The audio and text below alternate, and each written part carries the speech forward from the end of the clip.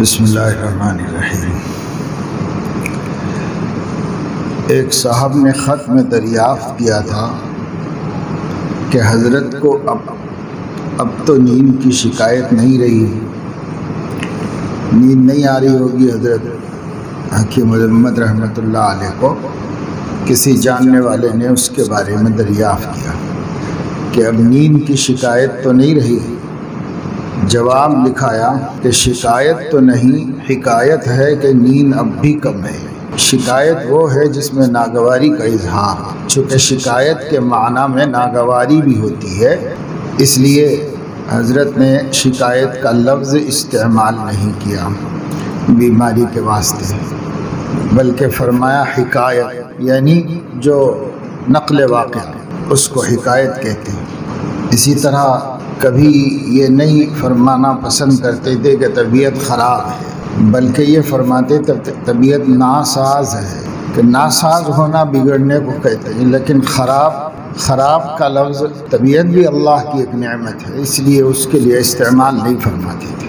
اسی طرح حضرت محی السنہ رحمۃ اللہ علیہ کسی مسلمان کے لیے بدقسمتی کا لفظ استعمال کرنا پسند نہیں کرتے۔ وہ فرماتے تھے کہ مسلمان سے زیادہ خوش قسمت کوئی نہیں ہے، لہذا یہ کہنا کہ بدقسمتی سے ایسا ہو گیا، بدقسمتی سے بری بات ہے۔ بدقسمت اللہ نے نہیں بنایا مسلمان، بدقسمت ہوتا تو بے ایمان ہوتا، کافر ہوتا۔ ایک صاحب کے سوال کے جواب میں فرمایا کہ عجب اور کبر دونوں میں صرف یہ فرق ہے کہ عجب میں دوسرے کو حقیر نہیں سمجھتا، بس اپنے کو بڑا سمجھتا ہے، اور کبر میں دوسرے کو بھی حقیر سمجھتا ہے۔ یعنی تکبر کے معنی میں تو دونوں ہیں، لیکن اپنی حقیقت کے اعتبار سے دونوں میں تھوڑا سا فرق ہے۔ ایک میں دو برائیاں ہیں اور ایک میں صرف ایک برائی ہے۔ ایک صاحب نے حضرت کے متعلق، یعنی حضرت حکیم الامت رحمۃ اللہ علیہ کے متعلق ایک بیہودہ تحریر لکھی تھی۔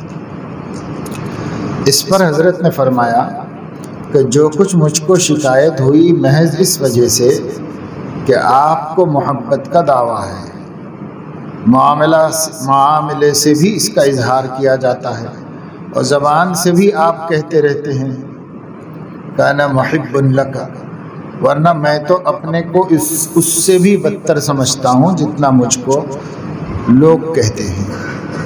دیکھیے احمد رضا خان صاحب نے مجھ کو ہمیشہ برا کہا، مگر مجھ پر ذرہ برابر بھی اثر نہیں ہوا۔ فرمایا کہ سبحان اللہ، حضرت مولانا دیوبندی رحمۃ اللہ علیہ کی عالی حوصلگی قابل دید ہے۔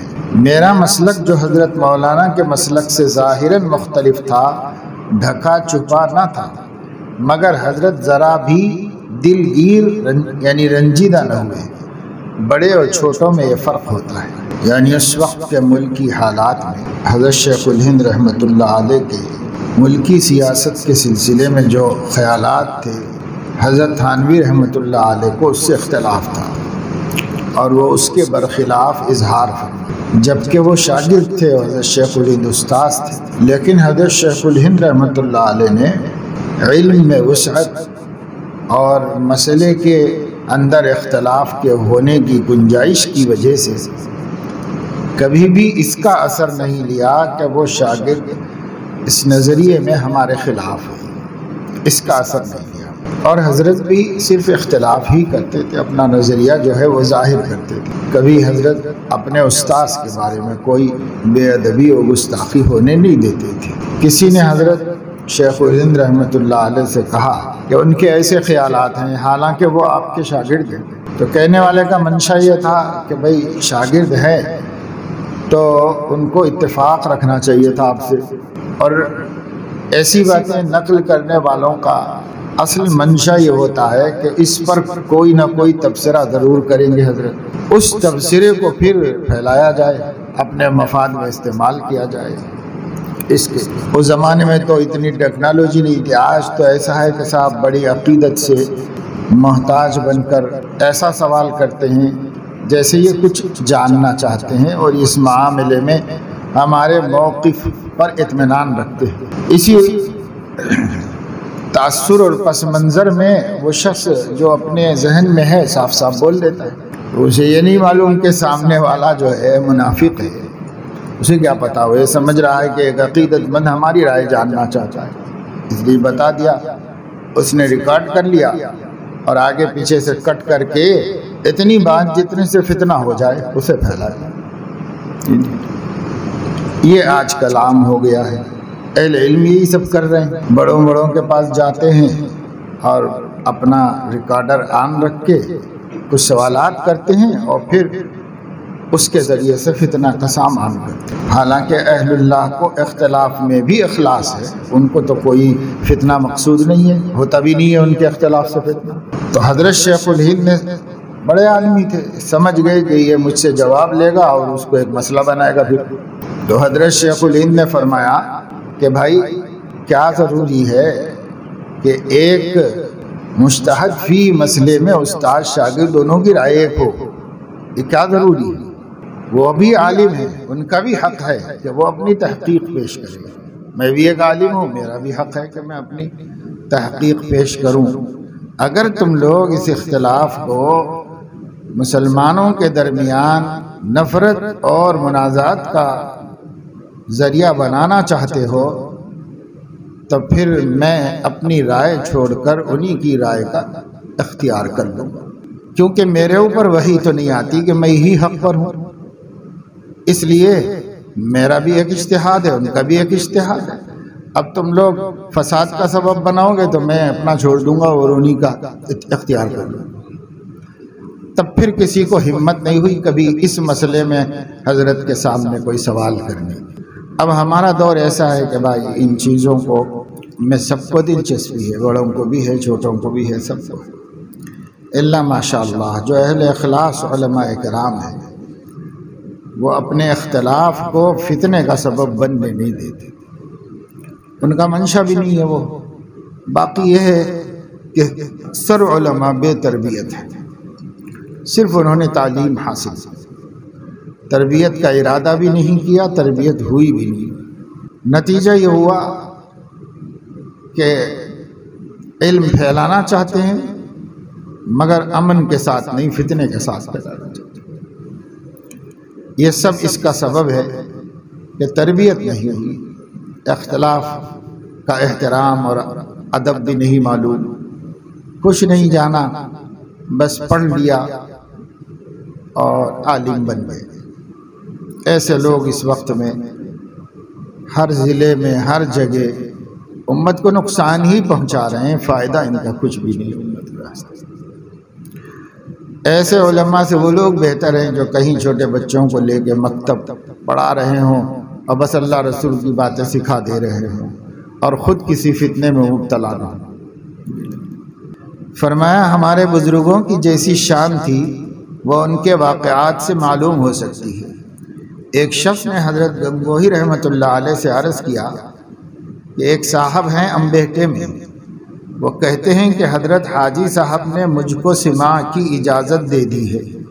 سماع کے معنی تو ویسے سننے کے ہیں، لیکن صوفیہ کے ہاں ایک اصطلاحی لفظ ہے اور اس کے معنی ہیں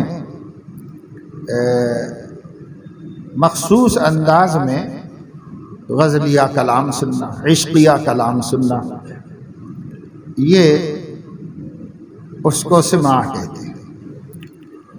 حضرت نظام الدین اولیاء رحمۃ اللہ علیہ نے حق السماع کے نام سے ایک مضمون لکھا تھا، اس میں آداب سماع لکھے، اگر اسی کی روشنی میں ہو تو شرعاً اس پر کوئی اعتراض نہیں، لیکن ان آداب کے خلاف ہو تو شرعاً بھی اعتراض کی چیز ہے۔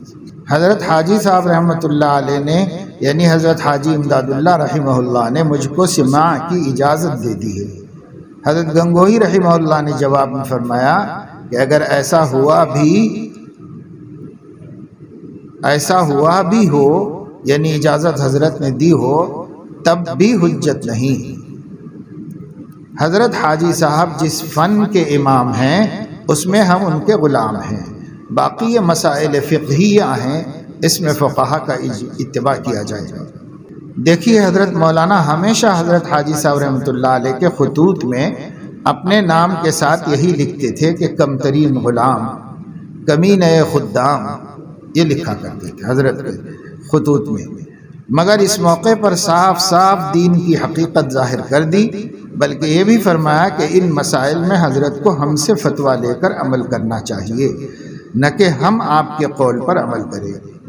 حضرت گنگوہی رحمۃ اللہ علیہ میں انتظامی شان بڑی زبردست تھی، جس کو بعض بد فہموں نے نخوت سے تعبیر کیا، یعنی کبر سے تعبیر کیا۔ اس کو نخوت نہ تھی بلکہ صفائی تھی، جو ایک مجتہدانہ محققانہ شان کی مظہر تھی۔ کیا ٹھکانہ ہے ان حضرات کی حق پرستی کا، یہ لوگ عاشق تھے شریعت کے، آج کل تو کوئی ایسی بات کر کے دکھلائے۔ اور دونوں قابل تقلید و تعریف ہے، اس واسطے کہ شیخ بھی ایسی بات جب ان کو پہنچائی جاتی تو بالکل برا نہیں مانتے تھے، حضرت حاجی صاحب رحمۃ اللہ علیہ بھی بالکل برا نہیں مانتے تھے۔ ایک کتاب سماع سے متعلق حاجی صاحب کی ہندوستان میں چھپی، تو وہ چونکہ شریعت و سنت کے مطابق نہیں تھی، تو حضرت گنگوہی رحمۃ اللہ علیہ نے سب کاپیاں اس کی ضبط کر لیں اور اسے ضائع کروا دیا، اور یہ فتویٰ دیا کہ اس پر عمل کرنا درست نہیں، حالانکہ ان کے شیخ کی کتاب تھی، ان سے تربیت پائی تھی حضرت گنگوہی کو۔ پھر حضرت گنگوہی نے ان کو اطلاع بھی کر دی کہ میں نے ایسا کیا ہے۔ حضرت نے فرمایا کہ آپ نے بہت اچھا کیا ہے، اور میں آپ کی محبت کو ذریعہ نجات سمجھتا ہوں۔ تو ان کا اخلاص ایسا تھا، حضرت کا اخلاص ایسا تھا، ان کے پاس بعض شرعی تحقیقات کی کمی تھی، وہ متبع سنت تھے سب امور میں، ظاہری اعمال صالحہ میں سب میں، لیکن بعض مسائل تحقیقیہ ہوتی ہیں، اس میں ان کو تحقیق نہیں تھی، اور وہ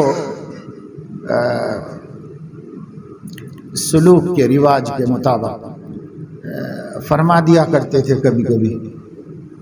لیکن نہ حضرت تھانوی رحمۃ اللہ علیہ نے، نہ حضرت گنگوہی نے، نہ حضرت مولانا قاسم صاحب نے، کسی نے بھی شریعت کے خلاف میں ان کا اتباع نہیں کیا،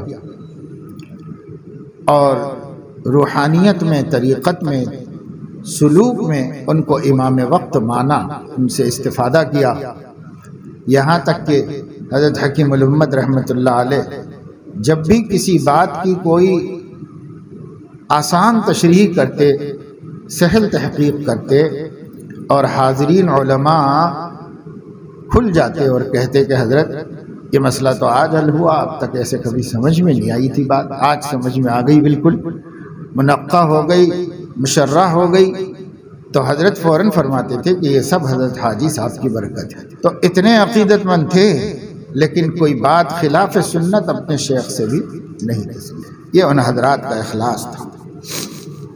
کیا ٹھکانہ ہے ان حضرات کی حق پرستی کا، یہ لوگ عاشق تھے شریعت کے، آج کل تو کوئی ایسی بات کر کے دکھلائے، یعنی اتنا دین کے خاطر مخلص بن کے دکھلائے، کہاں اخلاص رہا۔ فرمایا کہ صوفیہ کے ایسے کلام کو دیکھنا، یعنی مطالعہ کرنا، پڑھنا، صوفیہ کے ایسے کلام کو دیکھنا جو علم مکاشفہ سے تعلق رکھتا ہو، عوام الناس کے لیے حرام ہے، اندیشہ گمراہی ہے، اور وہ اس وجہ سے کہ سمجھ سکتے نہیں، یوں ہی گڑبڑ میں پھنس کر گمراہ ہو جائیں گے۔ اس لیے ایسی باتیں جو اہل اللہ کی، جن کے بارے میں ہمیں یقین ہے کہ وہ مخلص و متبع سنت اللہ والے ہیں، علماء ہیں، اور ان کو اللہ تعالیٰ نے کشف اور مراقبے کے کچھ مقامات و مراتب عطا فرما دیے ہوں، وہاں وہ کچھ حقائق کو دیکھتے ہوں اور بیان کرتے ہوں، جیسے شیخ اکبر ابن عربی رحمۃ اللہ علیہ، انہوں نے فتوحات مکیہ کے مقدمے میں اپنا عقیدہ لکھا ہے، اور جو عقیدہ لکھا ہے وہ 100% اہل السنت والجماعت کا عقیدہ ہے، اور کہا کہ میں اس کی مخالفت کو گمراہی و کفر سمجھتا ہوں، اور انہی عقیدوں پر میں قائم ہوں اور ثابت ہوں۔ لیکن ملفوظات ان کے ایسے ہیں جو بظاہر ان عقائد کے اور شرعی احکام کے خلاف بھی محسوس ہوتے ہیں بسا اوقات۔ اسی وجہ سے محقق علماء نے ان کے کلام کی تعویل کر کے اس کو صحیح نہج پر، صحیح مفہوم میں، صحیح محل میں فٹ کیا ہے۔ مگر علماء حنابلہ نے ان کو انہی معنی میں رکھ کر جو اس کا ظاہری عبارات ہیں انہی ظاہری عبارتوں کے مفہوم میں رکھ کر ان کی تکفیر کی، یہاں تک کہ حنابلہ نے ان کو اکفر من الیہود لکھا ہے اور اس سے بھی زیادہ شدید الفاظ استعمال کیے ہیں ان کی تکفیر کے واسطے۔ وجہ اس کی یہ ہے کہ حنابلہ کو سلوک سے کوئی دلچسپی نہیں، وہ سمجھتے نہیں ان چیزوں کو، اور اسی وجہ سے ان کو غلط فہمی۔ لیکن حنفیہ اور شوافع نے مشائخ بھی اس میں ہیں، اور ہمارے ہاں شوافع کے ہاں بھی، اکابر شوافع کے ہاں بھی شریعت و طریقت لازم و ملزوم ہیں، ایک دوسرے کے ساتھ جڑے ہوئے ہیں۔ اور حنابلہ کے ہاں بھی ضروری ہے، اکابر حنابلہ کے ہاں اس کو وہ لوگ دوسرے ناموں سے یاد کرتے ہیں، مگر جب اس کی آپ تفصیل پڑھیں گے تو پتہ چلے گا کہ یہ بھی وہی باتیں ہیں سب۔ اب منہاج القاصدین پڑھے کوئی تو اسے سمجھ میں آئے گا کہ ایک ایک تصوف کا دقیق اور گہرا مسئلہ اس میں لکھا ہوا ہے، اور حالانکہ مصنف سختی سے انکار کرتے ہیں طریقت و تصوف سے، اس کا انکار سختی سے کرتے ہیں، لیکن اس کے جو مفہومات ہیں وہ سب ان کے نزدیک ضروری ہیں اور سب پہ عمل بھی کرتے ہیں، اور اسی کے لیے کتاب لکھی۔ پہلے تو منہاج القاصدین لکھی تھی، پھر اس کے بعد مختصر منہاج القاصدین، سب میں طریقت بھری پڑی ہے سب، لیکن وہ لفظاً انکار کرتے ہیں، منکر ہے ان چیزوں سے۔ ان کے اسی لفظی انکار کی وجہ سے بعد میں اس دور کے حنابلہ نے اسے کلیتاً انکار کر دیا کہ یہ سب گمراہیاں ہیں، وہ غلط چیزیں ہیں۔ لیکن ان کی کتابیں آج بھی ہیں، اگر یہ لوگ بھی پڑھیں تو پتہ نہیں پڑھتے ہیں کہ نہیں پڑھتے ہیں، پڑھتے ہیں تو پھر ان کو یہ سب باتیں سمجھ میں آتی ہیں کہ نہیں آتی ہیں۔ حضرت فرما رہے ہیں کہ عام لوگوں کو ان کے علوم نہیں پڑھنا چاہیے، کیونکہ سمجھیں گے نہیں، ایسے ہی کریں گے کہ اکفر من الیہود بنا دیں گے بڑے بڑے نیک بندوں کو۔ تو جو نہیں سمجھ سکتا ہے وہ مطالعہ نہ کرے ایسی چیز۔ وہ بار بار کہتا ہے، ایک محمد علی انجینئر ہے پڑوس ملک میں، وہ بار بار کہتا ہے کہ میں تو مکاشفۃ القلوب اور کشف المحجوب اور فلاں فلاں کتابیں تو زبانی حفظ کیا ہوا ہوں، تو کر لیا اسی وجہ سے گمراہ ہو گیا، پہلے جانتا ہی نہیں تھا طریقت کو، اور مطالعہ کر لیا بڑے بڑے مشائخ کے کلام کو، وہیں سے بھٹک گیا۔ پھر فرمایا کہ تعمیراتی کاموں سے مجھ کو بہت تنگی ہوتی ہے، اس میں کوئی صرفے کی انتہا ہی نہیں ہوتی۔ اندازہ کرو 100 روپے کا اور صرف ہو جائیں 200-250 روپے اس زمانے میں، اب اس کو لاکھوں میں لے لو آپ۔ وہ ضرورت کی وجہ سے کرنا پڑتا ہے مگر دل گھبراتا ہے۔ بزرگوں کو تو اس سے بڑی نفرت تھی، اس میں بڑے خرچ کی ضرورت ہے، مسلمانوں کے پاس اس میں روپیہ صرف کرنے کو کہاں ہے، اور اگر ہو بھی تو اس زمانے میں پیسے کی حفاظت ضروری ہے، اس کی حفاظت کرنی چاہیے اور سوچ سمجھ کر صرف کرنا چاہیے۔ بڑا ہی نازک زمانہ ہے، ابھی 100 برس پہلے کے زمانے کی بات حضرت کر رہے ہیں۔ 100 برس کے بعد تو نزاکت کہاں سے کہاں پہنچ گئی اس دور کی، اور 100 برس پہلے تو مسلمانوں کا رعب و دبدبہ چلتا تھا، اب تو مسلمانوں کے لیے 4 طرف سے دروازے بند کیے جا رہے ہیں آزادی کے، اور انہیں محدود اور محبوس کرنے کی کوشش کی جا رہی ہے۔ پھر حضرت نے دیکھا تھا تعمیر کا پیسہ، اب اگر حضرت اس زمانے میں ہوتے اور ہمارے شادی خانوں کے پیسے دیکھتے تو کیا فرماتے ہوتے حضرت؟ واقعی بڑی افسوس کی بات ہے، مسلمانوں کو مال کے معاملے میں ہوش نہیں ہے۔ جس کے پاس پیسہ ہے وہ مغرور ہے اور مدہوش ہے، جیسے چاہے ایسے صرف کرتا ہے، نہ حساب دینے کا احساس ہے، نہ ہی اس دنیا کے اندر حکمت عملی کا احساس ہے کہ بھائی ایک وقت ایسا آ گیا ہے پیسہ ضائع مت کرو، پیسے کی حفاظت کرو، پتہ نہیں کب کیسی ضرورت پیش آ جائے اور کس صورت حال کا سامنا آدمی کو کرنا پڑے گا۔ ہم بھی بتاتے رہتے ہیں نوجوانوں کو، لیکن مسلمان سمجھ نہیں رہا ہے، مسلمان بے حس ہو چکے، احساس کا خاتمہ ہو گیا۔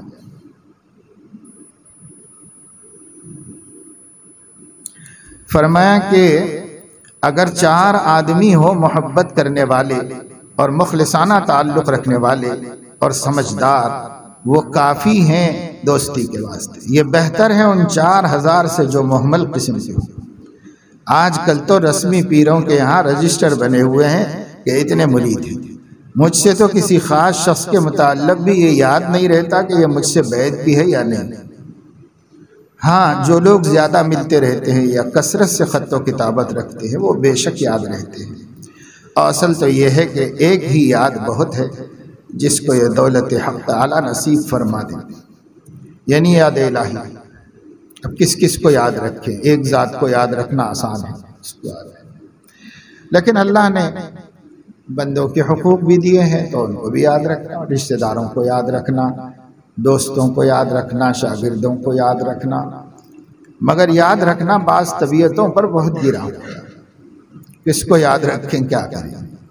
لوگ مجھ سے کہتے رہتے ہیں کہ حضرت سفر میں یاد کر لیجئے مجھے، اور جب سفر پیش آتا ہے تو سوچ سوچ سوچ کے دماغ پھٹتا ہے، مگر کوئی یاد ہی نہیں آتا کہ کون بولا تھا ساتھ چلنے کے واسطے، اس کو بلا لیا جائے گا جی، اور پھر بالآخر کوئی نظر آیا تو اس کو لے لیا، نہیں تو نکل گئے، بس ایسا ہوتا ہے۔ یاد رکھنا بہت مشکل ہے۔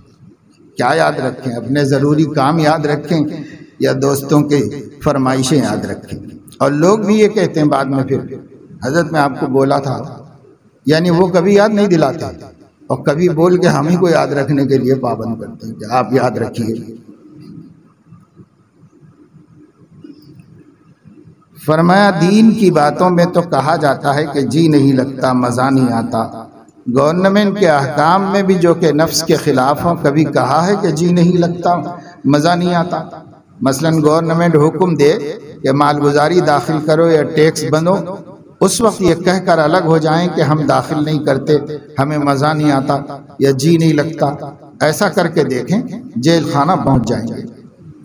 ارے صاحبو، خدا کے ساتھ محبت نہ صحیح، مگر ان کی حکومت تو ہے، وہ ہمارے مالک اور حاکم تو ہیں، یہی سمجھ کر احکام بجا لاؤ۔ میں تو کہا کرتا ہوں کہ ایسی بیہودہ باتیں جو سوجتی ہیں، اس کا سبب ہے کہ نہ خدا کے ساتھ محبت ہے نہ خدا کی عظمت ہے، اس لیے بہانے ڈھونڈتے ہیں۔ مثلا یہ کہ جی نہیں چاہتا، اصل میں اللہ تعالیٰ کی محبت اور عظمت جیسے جذبات کے پیدا کرنے کے لیے صحبت کی ضرورت ہے۔ یہ باتیں نہ کتابوں کے دیکھنے سے حاصل ہوتی ہیں نہ پڑھنے سے، یہ تو کسی کی صحبت میں بیٹھنے سے حاصل ہو سکتی۔ حضرت حاجی صاحب رحمۃ اللہ علیہ فرمایا کرتے تھے کہ دنیا کا ہاتھ میں ہونا مضر نہیں، دل میں ہونا مضر ہے۔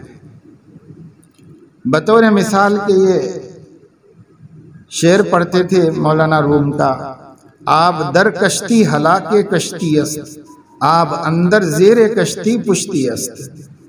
پانی کشتی کے اندر ہو تو ڈبو دے گا، اور اگر کشتی کے نیچے ہو تو اس کے لیے سہارا ہے، اسی میں تو چلتی ہے کشتی۔ لیکن یہی پانی اندر آ جائے تو اپنی جگہ سے ہٹ جائے گا، جب اندر آئے گا ڈبا دے گا کشتی کو، کشتی والوں کے ساتھ۔ اس لیے حضرت فرماتے تھے کہ مال کا ہونا اور مال سے تعلق کا ہونا مضر نہیں، مگر اس کو دل میں مت رکھنا، دل میں محبت نہ ہو جائے، جس کو نبی نے تعیس عبد الدینار والدرہم والخمیسۃ فرمایا، یہ نہ ہو جائے۔ فرمایا کہ مولانا شاہ عبد الرحیم صاحب رائے پوری کے پہلے پیر کا نام شاہ عبد الرحیم تھا۔ میں ان سے ملا ہوں، انہوں نے مجھ کو دعا دی تھی کہ جسم ہمیشہ امیر رہے اور دل فقیر۔ میں بحمد اللہ اس کو کھلی آنکھ دیکھ رہا ہوں۔ یعنی بڑا استغنا تھا حضرت حکیم الامت رحمۃ اللہ علیہ کو دنیا سے، لیکن ان کی استغنا اور ان کے آداب و قواعد و شروط کے مطابق بھی اللہ پاک اتنا عطا فرماتے تھے کہ خوشحال رہے، کبھی محتاج نہیں رہے اور کبھی لوگوں کی نظر میں گرے پڑے نہیں رہے، الحمدللہ۔ کل کچھ وکلاء آئے تھے ایک اہم مسئلے میں مشورہ کرنے کے سلسلے میں، ان کے پاس کوئی کیس تھا، اس کو سمجھنا چاہتے تھے، اس کے سلسلے اس کا تعلق مذہبی امور سے تھا، عقائد سے متعلق مسئلہ تھا۔ تو سینئر ایڈوکیٹ تھے، اچھے اردو سمجھتے تھے، اچھے مشکل مسئلہ یہ ہے کہ اردو نہیں سمجھنے والے لوگ تھے، وہ لوگ اردو سمجھتے تھے۔ تو رات میں 2 بجے تک، تقریباً 1 بجے تک تو ان کے ساتھ بات ہی چلتی رہی، اس کے بعد بھی تو جو سوالات وہ کرتے تھے تو ہم ان کو جواب دیتے، تو ان کو کچھ اشکال ہوتا، پھر جواب ایسے چلتا رہا سلسلہ۔ تو وہ لوگ بہت خوش ہوئے اور بعد میں کہنے لگے کہ علماء بھی لاجیکل گفتگو کر لیتے ہیں ایسے۔ تو ہم نے کہا کہ ہم تو یہی جانتے ہیں، قانون ہی جانتے ہیں اور کچھ بھی نہیں جانتے ہیں۔ تو میں یہ کہا کہ بھئی ہم لوگوں کو عام طور سے یہ خیال ہے کہ بھئی علماء صرف اپنے حساب سے دین جانتے ہیں اور کرتے ہیں، لیکن یہ جو ٹیکنیکل گفتگو ہوتی ہے، قانونی بات نہیں کر پاتے، یہ سمجھتے۔ خیر میں نے تو ان سے کہا کہ اصل میں بات یہ ہے کہ ہم لوگ الگ زندگی گزار رہے ہیں، آپ لوگ الگ زندگی گزار رہے ہیں، اور گزشتہ صدی میں یہ حادثہ ہوا کہ علوم عصریہ اور علوم دینیہ کے درمیان میں خلیج پیدا ہوئی۔ اب یہ حضرات جو ہیں، ان میں جو مخلص ہیں، اچھے لوگ ہیں، نیک بھی ہیں، اللہ سے محبت بھی رکھنے والے لوگ بھی ہیں، سب تو وہ ایک سائڈ سے چلتے ہیں، ہم لوگ ایک سائڈ سے چلتے ہیں، بیچ میں ایک دیوار ہے، وہ ادھر نہیں مل پاتے، ادھر نہیں مل پاتے۔ یہ نہیں مل پانے کی وجہ سے ایک دوسرے کو نہیں پہچانتے۔ میں نے ان سے کہا کہ ہم تو جانتے ہیں، سمجھتے ہیں، اللہ نے آپ لوگوں میں بہت سی خوبیاں رکھی ہیں جن کی ہمیں ضرورت ہے، اور ہمارے اندر بہت سی خوبیاں اللہ نے رکھی ہیں جن کی آپ کو بہت ضرورت ہے۔ جب ہم مل کے تھے تو دونوں ایک دوسرے کی خوبیوں سے فائدہ اٹھاتے تھے، جب ہم الگ الگ جی رہے ہیں تو آپ اپنی ہماری خوبیوں سے محروم ہیں، ہم آپ کی خوبیوں سے محروم ہیں، ایسے۔ اور امت کا اس میں نقصان دین کا ہو گیا، امت کا ہو گیا، اس ملک میں مسلمانوں کا ہو گیا۔ دونوں نے اتفاق کیا۔ میں نے کہا دیکھو قصور دونوں کا ہے، آپ ہم سے مل کے نہیں رہنا چاہے، ہم آپ سے مل کے نہیں رہنا چاہے، تو قصور دونوں کا ہے۔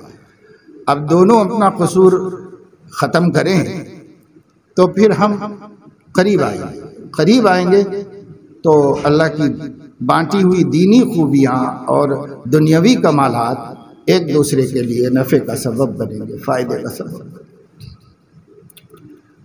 تو انہوں نے یہ بات بھی بتائی اب باتوں میں کہ حجاب کا جب کیس چل رہا تھا کرناٹک ہائی کورٹ میں، تو انہوں نے شروع سے اخیر تک مکمل اس کو لائیو دیکھا، کیونکہ وہ اس دن لائیو جو ہے کارروائی چلی تھی، تو 16-17 ہزار لوگ لائیو دیکھ رہے تھے۔ وہ ہو سکتا ہے سب وکلا ہی ہوں گے، اسی قسم کے لوگ ہوں گے دیکھ رہے تھے۔ تو انہوں نے بتایا کہ مشکل یہی ہوئی کہ کسی مسلمان وکیل نے ان لوگوں کے غلط اعتراض کا معقول جواب نہیں دیا، کسی نے بھی معقول جواب نہیں دیا۔ اس میں سے بھی کچھ باتیں انہوں نے دریافت کی مجھ سے، پھر میں نے اس کا جواب دیا۔ علم میں ہے سب کے، سب علماء کے علم میں ہے، جواب دیا تو انہوں نے کہا کہ ہاں یہ بات صحیح ہے، یہ اس طرح پیش ہونی چاہیے تھی، نہیں پیش ہوئی۔ یہاں تک کہ یہ انہوں نے بتایا کہ قرآن مجید میں ہے حجاب سے متعلق کوئی حکم، تو وہ وکلا نے کہا کہ ہے۔ کہاں ہے، کون سی آیت میں ہے؟ وہ تو اسٹڈی کیے ہوئے تھے، انہوں نے سورہ احزاب، سورۃ النور وغیرہ آیات کو کوٹ کیا۔ تو انہوں نے کہا کہ ترجمہ کریے. تو کسی کتاب سے کسی تفسیر سے ترجمہ کرنا چاہا تو جج نے کہا کہ یہ کورٹ میں معتبر نہیں ہے. یوسف علی کا ترجمہ معتبر ہے کورٹ میں، آپ وہ ترجمہ کریں. اب یوسف علی عالم تو نہیں تھا بیچارہ، اب بس اس نے لکھی تھی، لیکن انگریزی میں پہلی تفسیر تھی غالباً، اس لیے کورٹ اس کا اعتبار کرتا تھا انگریز. وہی اب تک چلا رہا ہے، کسی نے تبدیل نہیں کیا اس کو. تو اس نے یہی بات کہی تھی کہ یہ تفسیر کورٹ میں معتبر نہیں ہے، کورٹ میں معتبر تفسیر یہ ہے فلاں والی، اس میں ترجمہ پڑھو. اس میں پڑھا گیا تو مصیبت یہ آئی کہ اس شخص نے ترجمہ کرنے کے بعد حجاب کی آیت کا کل ازواجک و بناتک و نساء المؤمنین والا ترجمہ کرنے کے بعد انہوں نے خود بریکٹ میں یہ لکھا ہوا ہے کہ یہ اس زمانے کے حالات کے مطابق ضروری تھا، کیا آج بھی ضروری ہے؟ تو یہ اس نے خود ترجمے میں مارک ڈال کے رکھا ہوا ہے، کوسچن مارک. تو ججمنٹ میں اسی کو نوٹ کیا ہوا. یہ مفسر کہتا ہے کہ اس زمانے میں تو ٹھیک تھا، اس زمانے میں بھی کیا ضروری ہے؟ تو اس کو خود اطمینان نہیں ہے مفسر کو اس کے اوپر، لہذا ہمیں بھی اطمینان نہیں ہے کہ اس زمانے میں اس کو اہمیت نہیں دینا چاہیے. تو یوں ہو گیا. دوسری یہ کہ انہوں نے یہ پوچھا کہ امر جو ہوتا ہے اسلامک فقہ کے اعتبار سے کبھی وجوبی ہوتا ہے کبھی استحبابی، تو اس کی کیا دلیل ہے کہ یہ حجاب کا امر وجوبی ہے استحبابی نہیں ہے؟ اس کا کیا ثبوت ہے؟ ان لوگوں کو وہ معلوم ہی نہیں تھا مسئلہ، یہ فقہ کا یہ مسئلہ ان کو معلوم ہی نہیں تھا وکیلوں کہ وجوبی بھی ہوتا ہے استحبابی بھی ہوتا ہے.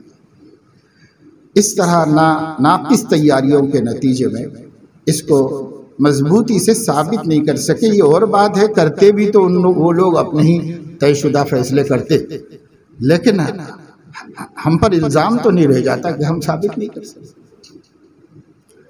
تو ایسے وکیل صاحب نے رات میں کئی مثالیں اس کیس کی بتا دی. یہ سوالات کا کوئی معقول جواب نہیں.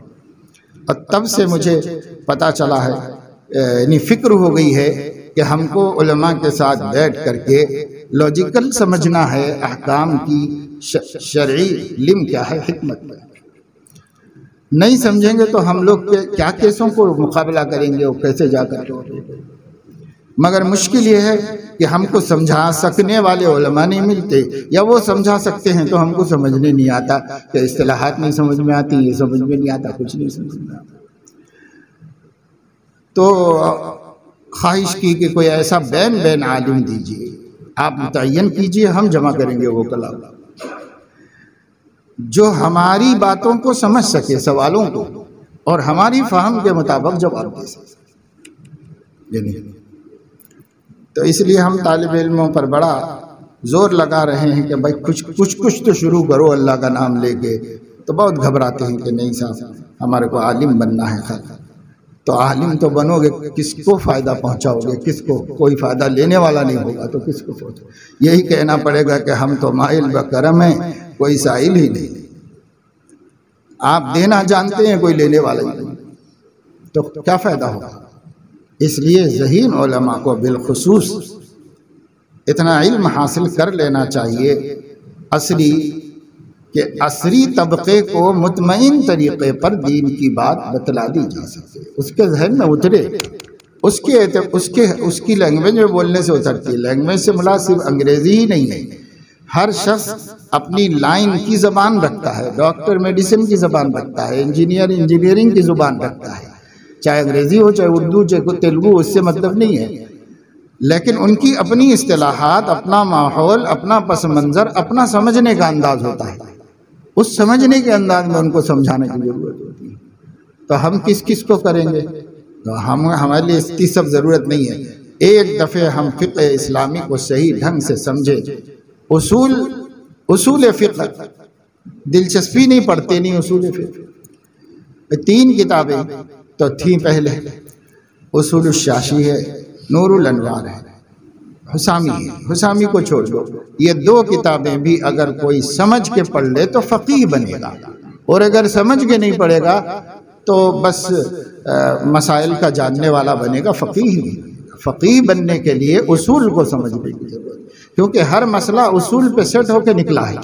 جب آپ سمجھتے نہیں کہ یہ کہاں پہ فٹ کیا گیا تھا، تو جب وہی نہیں سمجھتے تو کیسے فقیہ بنے گا؟ حضرت تھانوی رحمۃ اللہ علیہ کو کسی ضرورت سے مسلمان کورٹ میں لے گئے، یعنی انگریز مجسٹریٹ تھا، اس نے ایک فرقہ وارانہ فساد ہو گیا تھا، اس کو ختم کرنے کے لیے کانپور میں جب حضرت بالکل جوان ابھی فارغ ہو کے آئے تھے، اور بڑا غلغلہ ولولہ تھا پورے کانپور میں ان کے بیانات کا، تقریریں کرتے تھے حضرت روزانہ، شام میں، دن میں پڑھاتے تھے، رات میں بیانات کرتے تھے، پورے شہر میں انقلاب آ گیا تھا بیانات۔ تو اس نے کہا مسلمان اپنے ایک بڑے آدمی کو لے کر آئیں اور غیر مسلم ایک بڑے آدمی کو لے کر آئیں۔ تو وہ کسی پنڈت کو لے گئے اور یہ لوگ سب پکڑ کے حضرت کو لے گئے کورٹ میں۔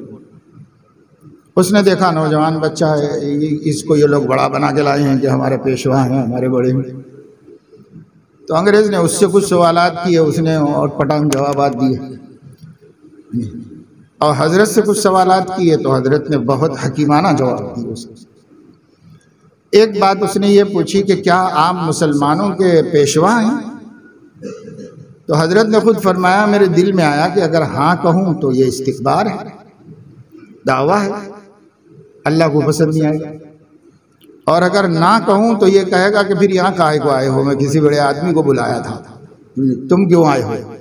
وہ کہے گا تو پھر مسئلے خراب ہو جائے گا۔ تو فرمایا کہ اللہ پاک نے میرے دل میں بات ڈالی، تو میں نے اس سے کہا کہ مسلمان مجھے ایسا ہی سمجھتے ہیں۔ تو نہ دعویٰ ہوا اور نہ جو ہے غیر ضروری عاجزی ہوئی، ایسی عاجزی بھی نقصان پہنچائی جائے۔ تو وہ بہت مطمئن اور بہت خوش ہوا کہ بھائی بات معقول کہتا ہے یہ آدمی، یہ سمجھدار معلوم ہوتا ہے۔ اس نے بہت سے سوالات اور کیے کہ فساد ہو جائے گا تو کیسے نمٹو گے، آپس میں محبتیں قائم رکھنے کے لیے کیا کرو گے؟ تو اللہ رسول کی کتاب میں بے حساب دلائل تھے، حضرت نے سب بتایا ان کو، ایسا کریں گے، ایسا کریں گے، ایسا کریں گے۔ تو بہت خوش ہوا اور ان کو امن کمیٹی کا ممبر بنایا۔ حضرت فرماتے کہ جب میں لوٹنے لگا، ہال کے باہر آیا تو ایک بڑے بیرسٹر تھے گورنمنٹ کی طرف سے، وہ دوڑتے ہوئے آئے اور آ کر کے مجھے بغلگیر ہو گئے، سینے سے لگایا اور کہا کہ میاں تم نے لا کہاں پڑھی ہے؟ تو انہوں نے کہا کہ میں نے تو کہیں پڑھی نہیں ہے، لا نہیں پڑھی، البتہ میں نے ہدایہ پڑھی ہے اور اسی سے گفتگو کرنا جانتا ہوں، گفتگو کیسے کی جاتی ہے، دلائل کیسے پیش کیے جاتے ہیں وہ جانتا ہوں۔ تو وہ کہنے لگے کہ اگر تمہارے پاس کوئی لا کی ڈگری ہوتی تو تم پورے ملک کے سب سے بڑے لائر بن جاتے۔ تو کہاں سے حضرت کو یہ علم آیا تھا؟ حضرت خود کہہ رہے ہیں کہ صرف ہدایہ پڑھا ہوں اور کچھ نہیں جانتا۔ آپ بھی پڑھتے ہیں، ہم بھی پڑھتے ہیں، لیکن ایسی سمجھ کیوں نہیں آتی؟ بات یہ ہے کہ اصول کو نہیں سمجھتے۔ اصول جب پڑھیں گے، اصول الشاشی میں اچھی طرح، جب فقہ میں ایک ایک مسئلہ پڑھیں گے آپ کو خود دماغ جائے گا کہ یہ کون سے اصل پر جا رہا ہے، یہ کون سے اصل سے ثابت ہو رہا ہے، کیسے نکل رہا ہے، کیا دلیل ہے، کیا ثبوت ہے، خود ہی دماغ چلتا رہے گا۔ اس اصول میں دماغ کے چلنے کا نام تفقہ ہے، اور فقیر ہزاروں علماء میں ایک آدھ ہے۔ وجہ اس کی ہے کہ جی لگاتے ہی نہیں، پڑھتے ہی نہیں، محنت ہی نہیں کرتے اس میں، یہ سمجھتے ہیں کہ بھئی یہ 4 اصول ہیں، 4 اصول یاد رکھ لو اور پرچہ امتحان میں پاس ہو جاؤ، بس کافی۔ لیکن سمجھنا کیا ہے؟ سمجھنا کس چیز کا نام ہے؟ سمجھنے کی ہمارے پاس کوئی اہمیت کے، بالخصوص جو چوتھی اصل ہے قیاس کی، سب سے زیادہ اس کو سمجھنے کی ضرورت ہے۔ وہ دیکھا جائے تو اصول کے باہر ہے، لیکن اصل وہ ہے۔ حضرت مفتی سعید احمد صاحب رحمۃ اللہ علیہ بطور مزاح آسان سمجھ میں آنے کے لیے یہ فرمایا کرتے تھے کہ قیاس تو ایک ڈوئی ہے، بس بوٹیاں ڈھونڈ کے نکالنا ہے اس سے، اور کچھ بھی نہیں بس۔ تو وہ ڈوئی بھی تو چاہیے نا، وہ ڈوئی نہیں ہے تو سب شوربہ ہی ملے گا، اندر سے کون نکالے گا بوٹیاں سے۔ یہ پر یہ ہم لوگ طلبہ جی نہیں لگاتے، اصول میں نہیں لگاتے، پاس ہونا چاہتے ہیں۔ ہر سال مدرسہ شروع ہوتا ہے، ہمارے محسن بزرگ حضرت حکیم کلیم اللہ صاحب دامت برکاتہم کا فون آ جاتا ہے، حضرت فرماتے ہیں کہ طلبہ اساتذہ سے کہو کہ 2 رکعت نماز شکر کی ادا کریں مدرسے میں داخلے کے بعد۔ اس سال بھی کیا حضرت، طلبہ سے کہو کہ شکر کے 2 رکعت پڑھیں کہ اللہ نے موقع دیا علم دین حاصل کرنے کا، اس کے شکر کے کم از کم دوگانا ادا۔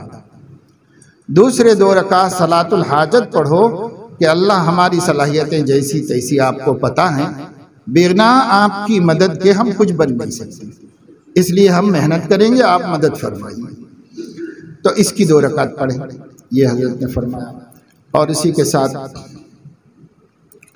یہ بھی فرماتے رہتے ہیں، اکثر مدارس میں بھی، مظاہر میں بھی، دیوبند میں بھی جب کچھ لوگ جمع ہو جاتے ہیں شورا کے وقت، تو حضرت اکثر یہ فرماتے رہتے ہیں، دیکھو سائنس سے زیادہ اللہ کی توحید و معرفت کا کوئی وسیلہ نہیں، بشرطے کہ وہ دینی نہج سے اس کا استعمال کیا جائے۔ ہم بھی یہی کہتے ہیں کہ بالکل بھی سائنس نہیں جاننے کی وجہ سے قرآن مجید کی 1/3 آیات کی صحیح تفسیر ہم نہیں کر سکتے، ہم نہیں سمجھ سکتے۔ جو لوگ سائنس سے کچھ مطابقت رکھتے ہیں ان کو دیکھو۔ اب اس دور میں مثال کے طور پر حضرت مولانا طلحہ صاحب نقشبندی دامت برکاتہم ہیں، اللہ تعالیٰ نے قرآن مجید کی تفسیر کا سلیقہ عطا فرمایا ہے۔ قرآن کی وہ آیتیں جس میں اللہ نے قدرت کا اظہار کیا ہے اسے سائنسی تحقیقات کی مدد سے سمجھاتے ہیں، تو اکثر مجمع جدید تعلیم یافتہ وہ مانتا ہے کہ دیکھو قرآن میں ایسی بات ہے، کتنی صاف ہے، کلیئر ہے، قرآن میں موجود ہے، اس کو سمجھاتا ہے۔ لیکن ہم لوگ کریں گے تو کیسے کریں گے؟ ذرا بھی سائنس نہیں جانتے، اس وجہ سے اسے بس ترجمہ کریں گے اور اللہ سے ڈرانے کا ذریعہ بنا دیں گے۔ اور لوگ کہتے ہیں بھائی اللہ سے ڈرانے کا یہ دور نہیں ہے، یہ اللہ کی محبت دلانے کا اور اللہ تعالیٰ کی معرفت کا دور ہے۔ یہ ڈرانے کا دور نہیں، ڈرانا نقصان دے گا اللہ سے، ڈر کے اللہ ہی سے بھاگ جائے گا وہ، اس لیے ڈراؤ مت، اسے ایسا بتاؤ کہ وہ اللہ سے پیار کرنے لگے، اللہ سے محبت کرنے لگے۔ مگر ہم ان کو کیسے سمجھائیں گے جو ہماری بولی نہیں سمجھتے، ان کو کیسے سمجھائیں گے؟ تو یہ بڑا مسئلہ ہے۔ اب اسی وجہ سے وہ لوگ نیٹ کے ذریعے سے گمراہ اور ملحد اور زندیق بلکہ مرتد لوگوں کے تک معتقد ہیں۔ ہمارا تعلیم یافتہ طبقہ اس دور میں ان کا بھی معتقد ہے، جو لوگ خارج اسلام بھی ہو گئے، مگر سمجھاتے اچھا ہیں اور جھوٹ سمجھا رہے ہیں، غلط مسئلے بتا رہے ہیں، غلط عقیدے بتا رہے ہیں، مگر ان کی سمجھ کے مطابق بول رہے ہیں۔ وہ سب سمجھ کے ان کے مرید بنے ہوئے ہیں، بہت سے غائبانہ پتہ نہیں کہاں رہتا ہے، مگر یہ اسی کی سنتے ہیں، اسی کی مانتے ہیں، اسی پہ چلتے ہیں۔ تو کاش ہم سمجھا سکتے ہوتے تو لوگ ہمیں چھوڑ کے دوسروں کے پاس کیوں چلے جاتے۔ اس چیز کو میں تو خیر اللہ کا کرم ہے 15-18 برس سے توجہ دلا رہا ہوں، لیکن کوئی ماننے والا سننے والا تو ہے نہیں کہ سنے اور سمجھے اس بات کو۔ اب کچھ جبر کر کے زبردستی ہم نے ہی اپنے نظام میں کچھ تبدیلی لائی ہے۔ وہ کہا کہ بھائی طلبہ سے کہیں گے کہ اس طرح پڑھنا ہو تو پڑھو، نہیں تو جاؤ۔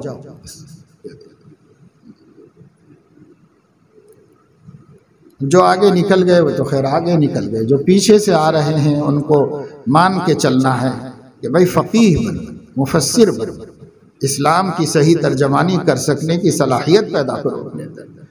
اسلام کی صحیح ترجمانی کے 2 صورتیں ہیں، ایک وہ طبقہ ہے جس طبقے کو صرف اصلاح کی ضرورت ہے کہ اس کی عمل صحیح نہیں ہے، اس کے اعمال درست کرنا ہے، اور ایک وہ طبقہ ہے جس کی فکر درست کرنی ہے، فکر بھی بگڑی ہوئی ہے اس کی، تو اس کو آپ کام نہیں آ سکتے جب تک کہ آپ اپنے اندر ایسی استعداد نہ پیدا کریں کہ فکری فسادیوں کی اصلاح کر سکیں۔ اب ہم لوگ تو عملی فسادیوں کی اصلاح کر سکتے ہیں، ان کو بتاتے ہیں کہ بھائی اللہ سے ڈرو، نماز پڑھو، روزہ رکھو، یہ گناہ مت کرو، یہ گناہ مت کرو، یہ ہم سمجھا سکتے ہیں۔ یہ عملی گمراہ لوگ ہیں، یہ عملی گمراہ لوگ ہمارے سمجھانے سے ماشاءاللہ فائدہ بھی ہو رہا ہے، نفع بھی ہو رہا ہے، کام ہو رہا ہے۔ لیکن جو فکری ارتداد میں مبتلا ہیں، ان کو تو جب تک ان کی فہم سے نہیں سمجھایا جائے گا، ان کی سمجھ میں آ جائے گا۔ وقت تو میں آج کل کے موسم میں تھوڑی گنجائش تو ہوتی ہے، لیکن موسم اتنا کڑک اور سخت ہے کہ اجتماعی طور پر زیادہ دیر بیٹھنا مشکل ہے، اس لیے اب آپ لوگ جائیں اور جمعے کا دن ہے، غروب سے پہلے دعائیں مانگنے کا اہتمام کریں، قبولیت کی گھڑی ہے اور دعا مانگنا چاہیے۔ حدیث میں ہے کہ کوئی ایک ایسی گھڑی دکھائی گئی، جبرائیل نے ایک آئینہ دکھایا تھا اور اس آئینے میں ایک باریک سا سوئی کے ناکے کے برابر کوئی داغ تھا۔ حضور نے پوچھا کہ یہ آئینہ کیا ہے؟ تو کہا یہ یوم الجمعہ ہے۔ اور اس میں یہ داغ کیا ہے؟ تو کہا یہ ایک گھڑی ہے جس سے موافقت دعا کرنے والے کی ہو جاتی ہے تو رد نہیں ہوتی، ضرور قبول ہوتی۔ تو یہ کہاں ہیں؟ تو وہ متعین نہیں۔ شیخ رحمت اللہ علیہ نے اوجز میں 46 اقوال نقل کیے، تو کہا وہ سب دیکھیے، ان میں سے 3 بہت زیادہ معتبر مانے گئے ہیں۔ ایک وقت تو جمعے کے 2 خطبوں کے درمیان میں، دوسرا جمعے کے خطبے کے دوران میں کہ دل میں کر لیں، اور تیسرا وقت یہی غروب سے پہلے کا ہے، جس کو تمام علماء و مشائخ استعمال کرتے ہیں، استفادہ کرتے ہیں۔ تو اس لیے کم سے کم 3 منٹ 5 منٹ پہلے پہنچنا چاہیے، اور جی لگا کر اپنے لیے بھی دعا کرو، ملک کے حالات کے لیے بھی کرو، خاندان اور گھر والوں کے لیے بھی کرو، اور جو لوگ اپنے علم میں بہت ہدایت کے محتاج ہیں ان مسلمانوں کو یاد کر کے اللہ کے سامنے نام بنام دعا کرو ان کے لیے۔ گناہگاروں کا بھی ہم پہ حق ہے کہ ہم ان کے لیے دعا کریں۔ یعنی خاندان میں کوئی شرابی ہے، کسی کے گھرانے میں کوئی جو ہے حرام کاروبار میں مشغول ہے، کسی کے گھرانے میں کوئی، تو اپنے تو معلوم رہتے ہیں کس کو بولنا ہے، اللہ کے سامنے ذکر کر کے ان کے لیے ہدایت کی دعا کرو۔ کیا پتہ کس گھڑی میں موافقت ہو جائے اور اللہ پاک ان کو ہدایت دے دے، ہمیں کیا کرنا ہے، اللہ اب اپنی قدرت سے دیتا ہے، ہم کو تو کچھ محنت کرنی نہیں پڑتی، تو دعا تو کرنا چاہیے ان کے لیے، اس کا اہتمام کرو۔ سبحانک اللہم و بحمدک۔